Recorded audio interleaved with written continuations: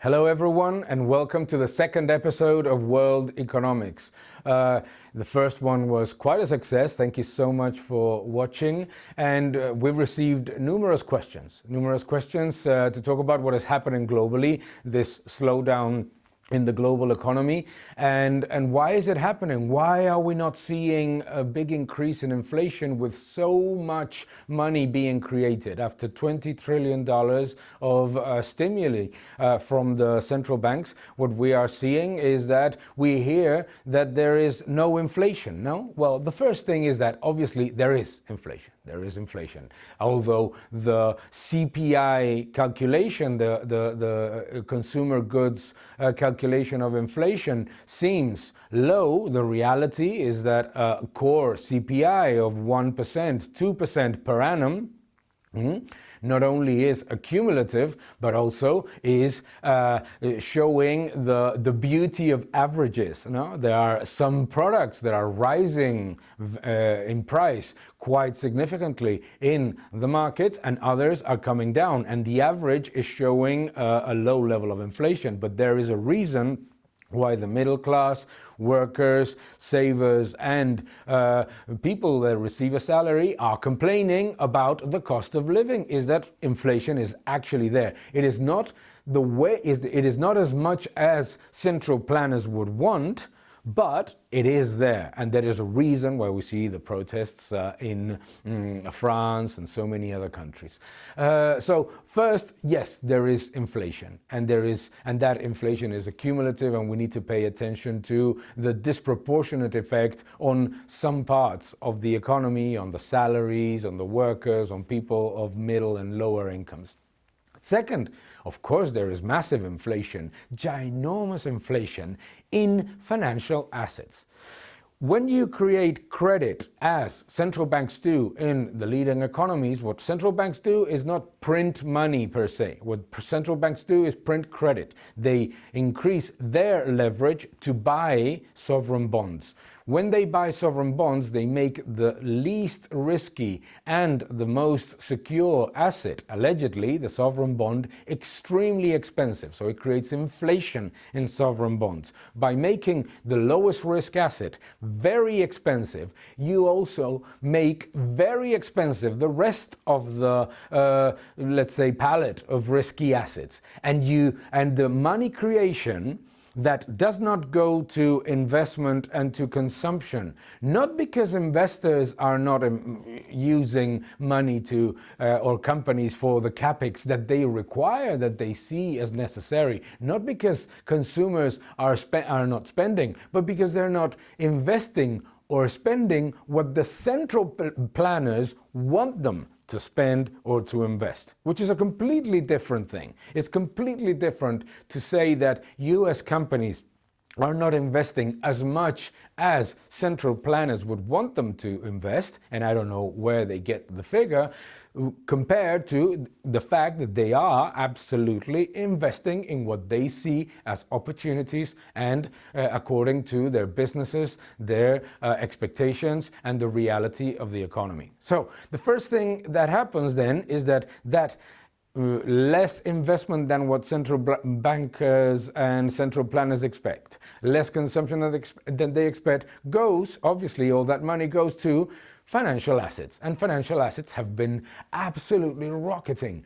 Private equity multiples, equities, stocks, high yield bonds at 35 low yields, 35-year low yields. All of that has created a massive bubble in financial assets, and that is what we are seeing right now. So, first thing, yes, there is inflation. Second, there is massive inflation in financial assets. So the next question that we receive is, why don't governments literally just create money to finance government spending? Governments will spend more, the economy will rise, there will be more employment. Fantastic, beautiful. No, it doesn't work. It doesn't work because of the same thing. The reality is that what you're doing is that the first recipients of the new money created are the ones that benefit the most, and the ones that get it last are the ones that pay for it. And the first recipients are always governments.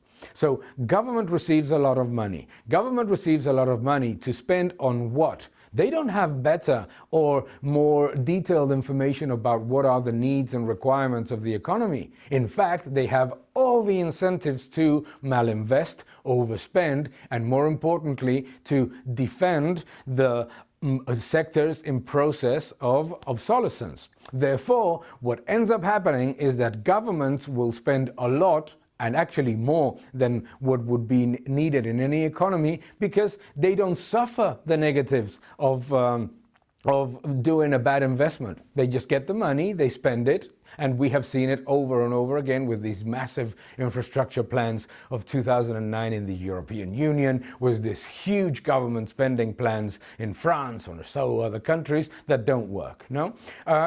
Secondly, you create when you create money directly to finance government, what you end up doing is destroying the purchasing power of the currency. And the reason why governments continue to print money is because they have the perverse incentive to continuously destroy purchasing power relative to the other parts of the economy, savers and investors.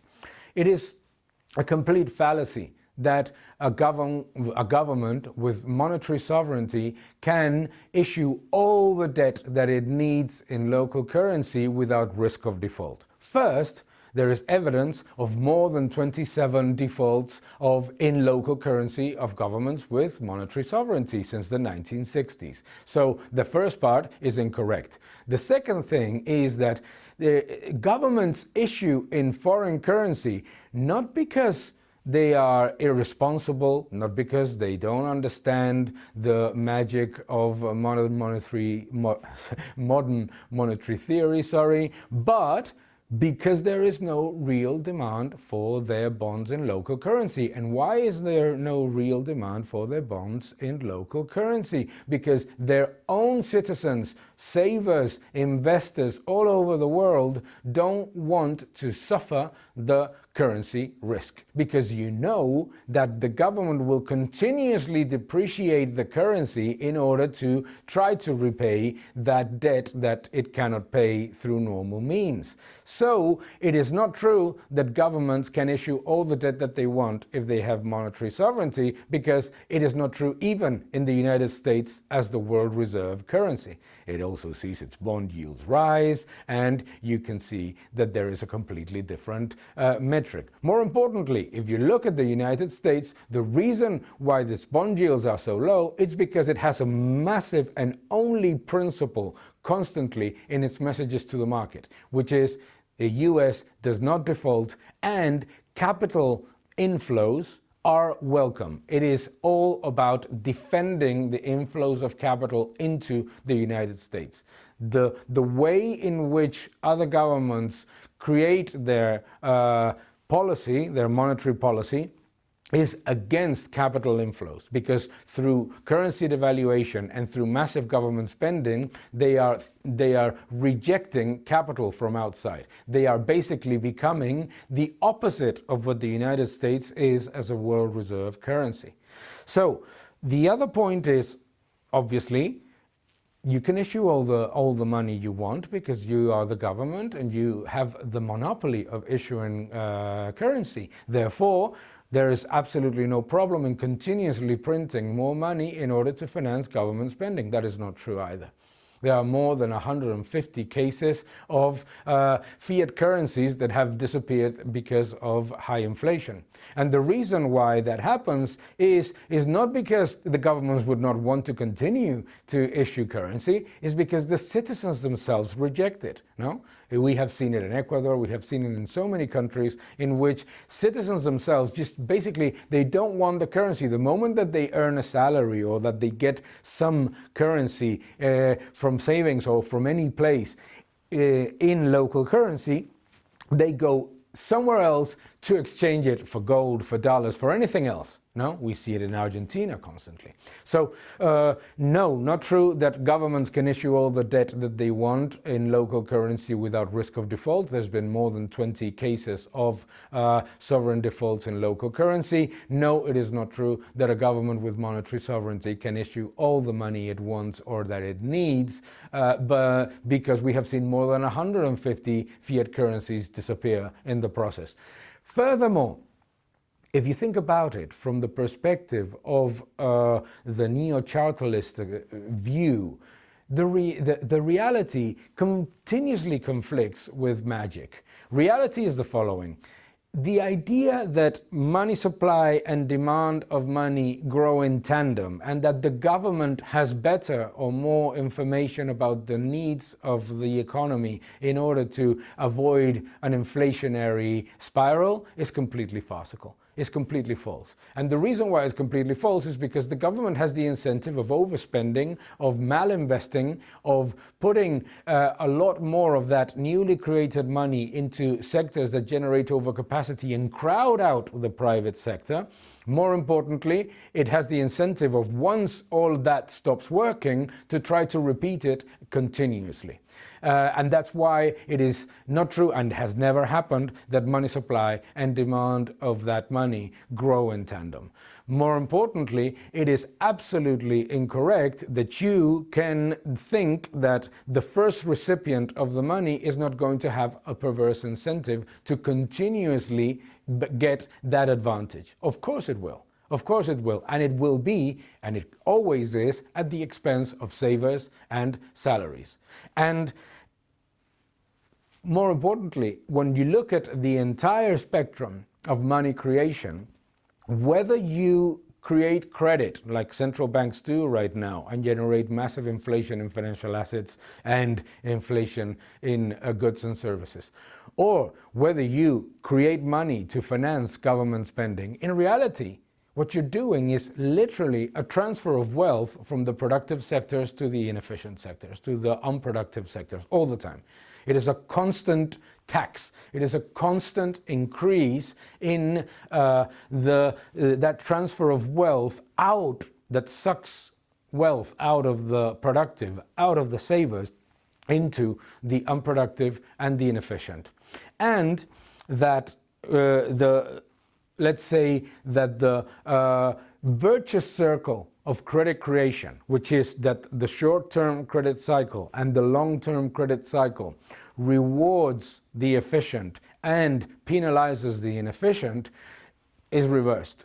You basically consistently penalizing the efficient via crowding out and via getting less of the newly created money by basically taxing the efficient out of the system via inflation and devaluation. But more importantly is that as you see the long-term cycle, in the long-term cycle, what ends up happening as well is that you have a perverse incentive to continuously reward the inefficient, because it is those inefficient sectors are going to be the ones that demand more and more credit to continue to stay alive, a running to standstill strategy, and penalize the efficient. If the system right now, with the chain of monetary policy, is already showing very dangerous penalization of the efficient and, more importantly, benefit of the inefficient, with the rise of zombie companies, with the massive increase in government deficits and increase in government malinvestment and all those things. If that is already happening, imagine if you turn around that chain of monetary policy trickle into the economy, and you basically break it by giving all the power of both money creation and expenditure of that money into one single entity that does not suffer at all from doing things incorrectly. In reality, the transfer of wealth can only be acceptable, as we have seen in the last 50 years, if there is a quid pro quo by which the last recipients of money get more in the long term than the first recipients of money. That's how monetary policy has worked in the last 50 years.